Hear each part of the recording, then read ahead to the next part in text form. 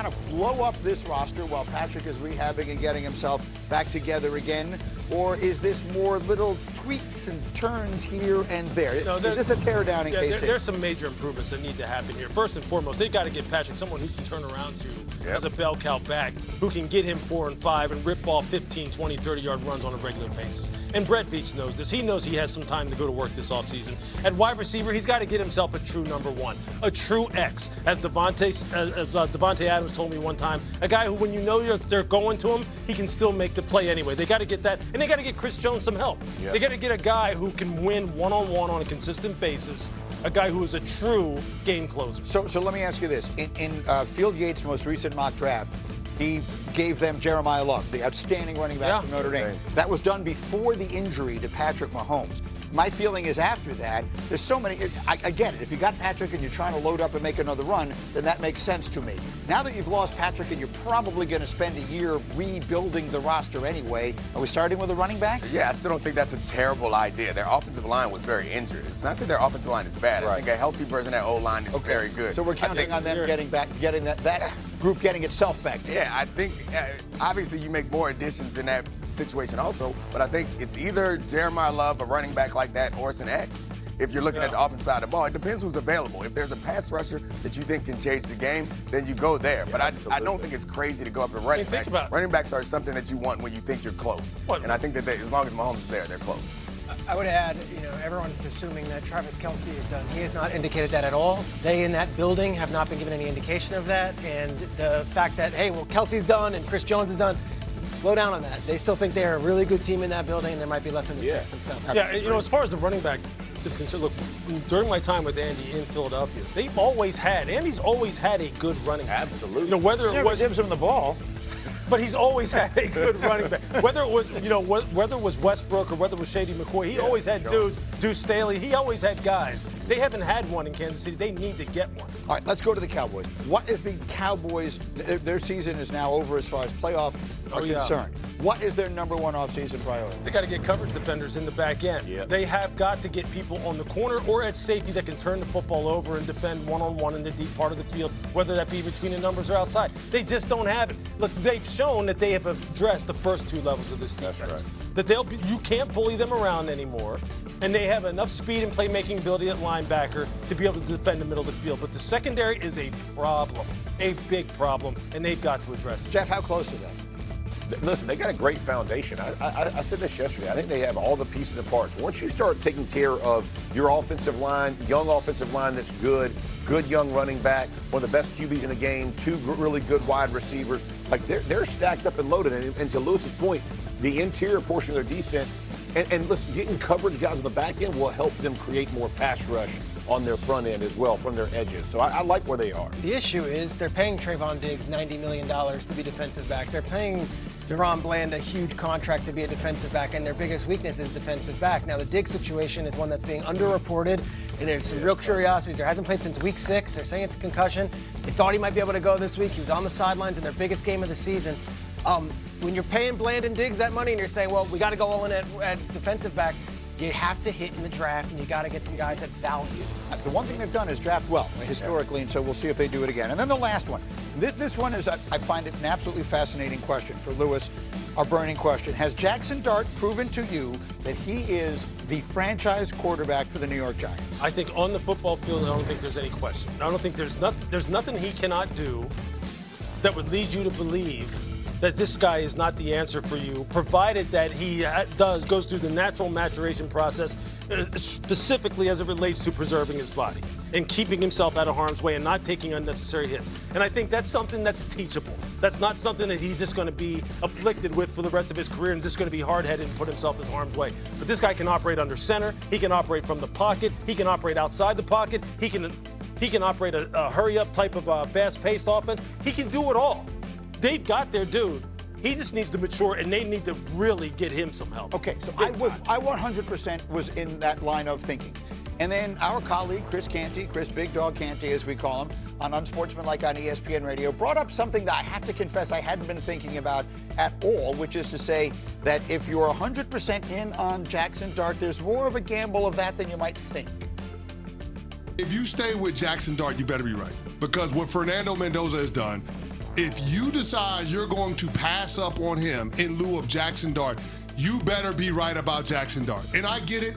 There is the opportunity cost of drafting yet another quarterback and foregoing what you could get in terms of the haul with the bevy of first-round picks that #1 overall pick could command. But, man, that is a huge roll of the dice staying with Jackson Dart, considering what we've seen from him and the injuries throughout the course of this season.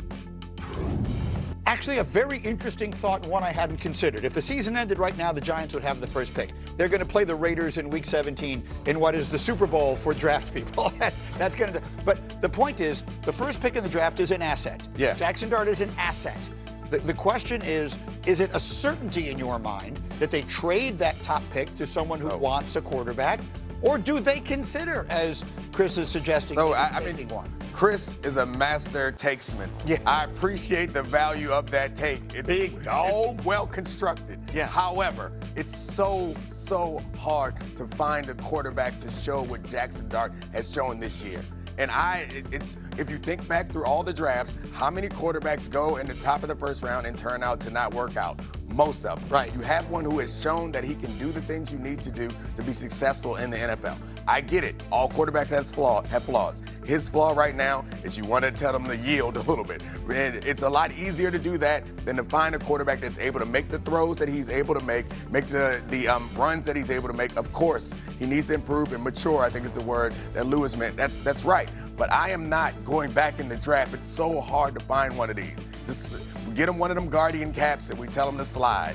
I'm not going to draft someone else. I guess the point, though, is if you look at it one way, if they were to trade the first pick in the draft, they'll get more for that than they would get if they traded Jackson Dart. Now, I know that doesn't mean it's more valuable, that people prize these. It's not it's not an absurd take. Right. In a vacuum, though, Joe Schoen put his name on Jackson Dart. Right. And he doesn't have the leverage to say, hey, a year later, actually, Jackson, he actually plays a little too recklessly. We're going to actually go for Mendoza. We're going to trade him. I would think the strides we saw from Jackson Dart, to your point, and also the way that the team galvanized, even in that early Chargers game, the players really respond to him, and the fan base likes him. They're not calling for him to be out. No. So safety concerns be damned, and we can work on that. It's been worked on before for several quarterbacks.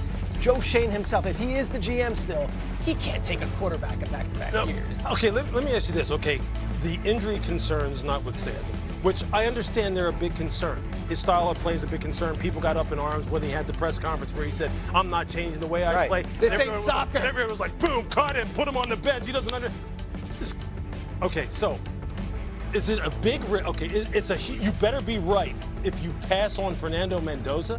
You better be right if you draft Fernando Mendoza. That's right. And you get rid of Jackson Dart, who has shown you I can make every throw in the NFL. Are you serious? I mean, like, what is the bigger risk is drafting, and I love Fernando Mendoza. Yes. Love him. Well, that's the bigger risk. This works out than getting rid of this, doesn't it? Because I just happen to have, standing by ready to answer this question, the person who analyzes these quarterbacks more and better than anyone, and that is our own Jordan Rogers, who's getting set to cover all these college football playoff games, and we're going to dive into them a little bit later. But I'm bringing him on early because I want to ask him one question and one question only.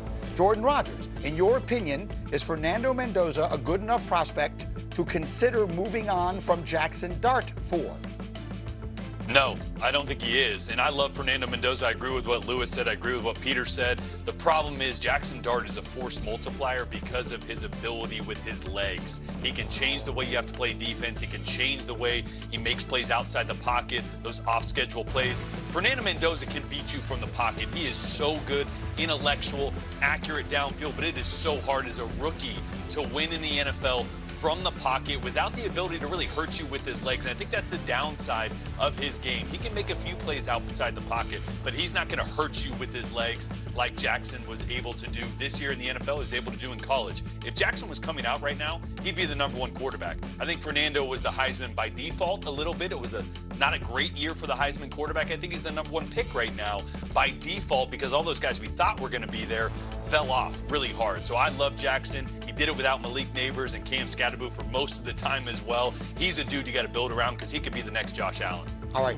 that's exactly what I wanted to hear. Jeff, give me a final word on that. Yeah, I totally agree. I mean, I think, look, we criticize him because of his aggressiveness. that can be coached out, right? Like, and understand, like we're up here to criticize and to try to help correct people. This is not an indictment that he can't play the position. He is a franchise quarterback. Jackson Dart is what you want to build around. As an offensive lineman, I would love to block for him. Like, I would love to go block for a dude like that. Now, I'd take him aside and be like, hey, bro, you can't keep me getting paid. Like, you can't get knocked out. Without money. But I love his attitude. Like, you want to go fight for guys like that. Let me tell you something. What that guy is in the locker room, everybody in the league's looking for, dude. I'm just telling you, with Scadaboo, Neighbors, and him, and what Jordan just said, the environment matters. Don't ever miss the environment. Jackson Dart creates an environment that people want to be around. Very quick final. Yeah, think about the last time that you ever said about a football player, we need to get him out of here because he likes contact too. Exactly. Right. Well, when's the last time we've ever said that about anyone? Right. You can pull him back.